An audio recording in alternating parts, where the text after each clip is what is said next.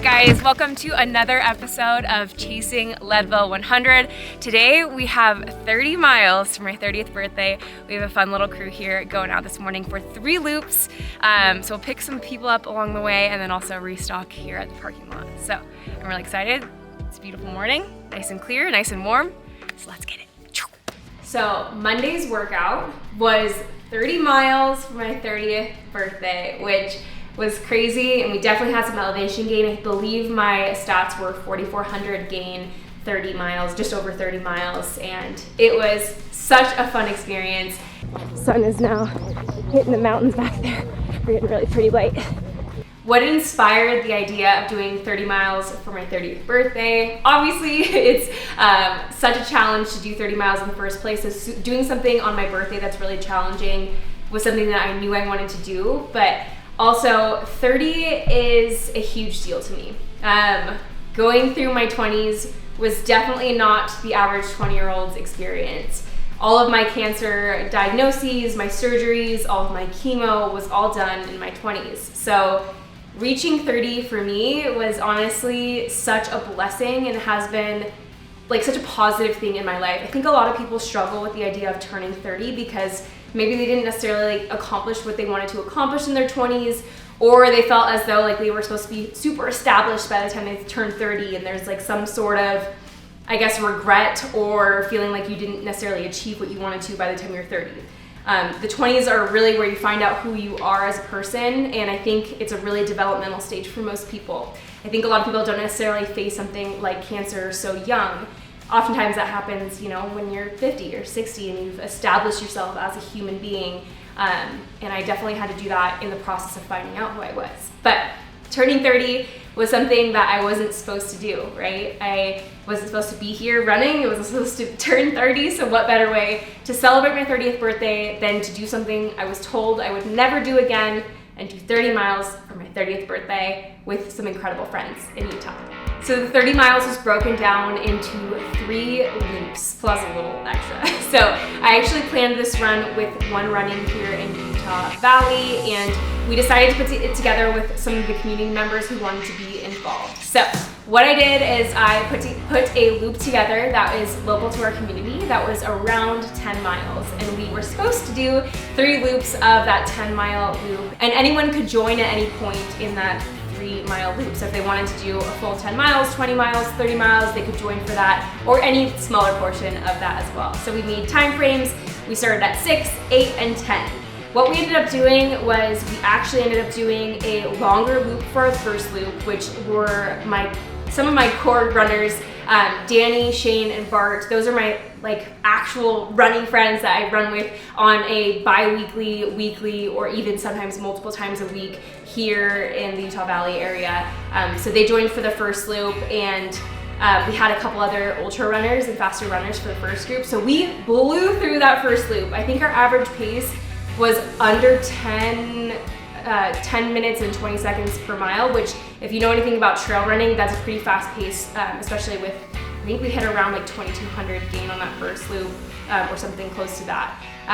So that first loop absolutely blew by with some awesome friends. We got some incredible views of the sunrise, and I just thought to myself the entire time, hey, control your pace. Even though we have guys out here who are busting through the trails, like keep your composure and understand that you're gonna be doing this 3 times. Most of those guys actually only did 1 loop. So that was my thought process. Didn't really achieve that. Went pretty fast on the first loop, but it was okay. I made sure 100% of the time to stay on top of my fueling. So I actually brought a bladder for my loops. So I just basically filled up a full liter of water and had that for all 3 loops. This also helped me have a little bit more weight on my back, which is a little bit more realistic when it comes to training for something like Leadville. I'll have a little bit more weight on my back, so I want to train with a little bit more weight on my back. So I had 1 liter of water, and then every 45 minutes, as you guys know, I took a gel. So that was my fueling strategy for all 3 loops, but I made sure to stay on top of that for the first loop to kind of set the tone for the rest of the loops.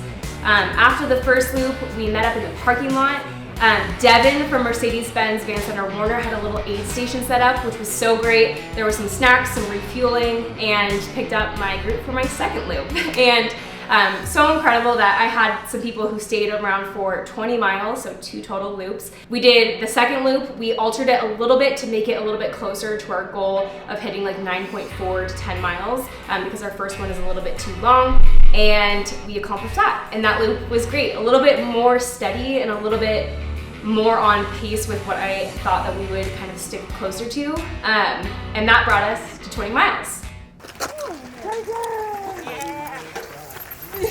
We're almost 19. It was good. Definitely feeling it now. It's good. So we just wrapped up our second loop, which is right around 19 miles. So we're getting ready to go out for our third loop to hit our final 30 miles. But feeling it. Honestly, the elevation being is a little bit sneaky, but it's been really fun. We had a different crew for each run, so it's been super fun to kind of connect with everyone and get out here on such a beautiful day. It's been so awesome. All right, so we're going out for our third loop now. We have 11 more to go. I'm definitely feeling it, but we got some fuel. We're gonna bring Tyler, we're gonna bring Brighton. So a new crew going out for 30, so let's finish this. After the first 20 miles, I actually decided to switch shoes. I have not actually 100% decided what shoes I'm going to wear for my 100 miler, which is a little bit concerning, but that's okay. It's all part of the process. The third loop was super special because after the first and second loop, I actually dropped off most of the one running crew and had Bart and Shane join me for part of the third loop, and then my husband Tyler joined me for the entire third loop. So, and also Brighton. We just dropped off Bart and Shane, who were with us for 21 miles. So now we have 9 more on our own. And husband's with, Brighton's with. So we got 9 with the fam to finish off 30. The third loop was actually totally different than our first and second loop. We decided to actually take a trail that Brighton and I are really familiar with. It's a trail that we run very often, so I decided to take Tyler up there with us. And it was also midday, so by the time we got done with our run, it was noon. So by 10 to 12 here in Utah, it had reached already around 85 degrees, which was really hot, and it's the first 85-degree day that we've had in several months. So Memorial Day weekend, lots of mountain bikes, lots of people on trail, super hot.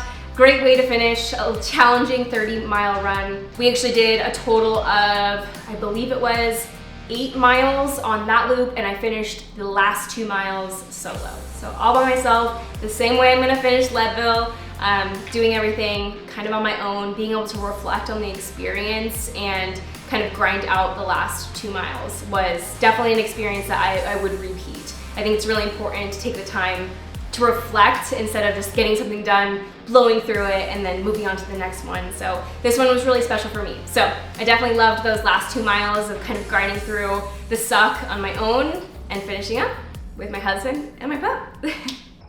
Okay, so I am almost at mile 28, which means I have 2 miles to finish on my own.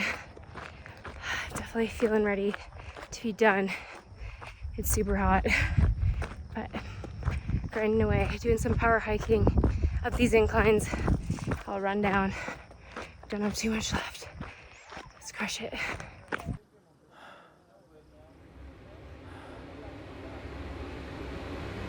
Woo!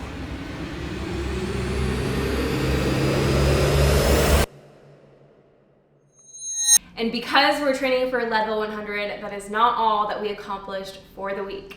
So after Monday, we actually left for a Havasupai trail adventure, and that's where I've been for the past 3 days. On Tuesday, we flew to Nevada and then drove from Nevada to Arizona and started our trek on trail in Havasupai. What an incredible experience. It was truthfully so incredibly beautiful. We did a total of 34 miles along the trek, and most of it was done in 105-degree weather with 50-pound packs on our back. So definitely not a restful experience, but so worth it and really challenging to actually do right after a 30-mile run.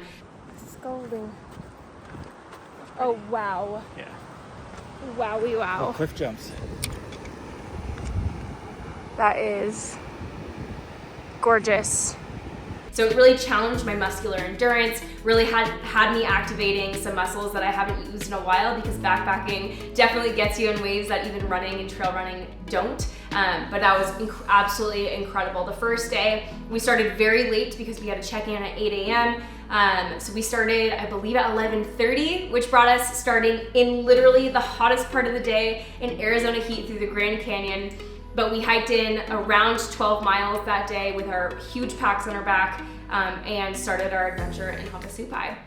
We hiked 11 miles in 103-degree Arizona heat with 50-pound packs on our back to secure this incredible spot in Havasupai.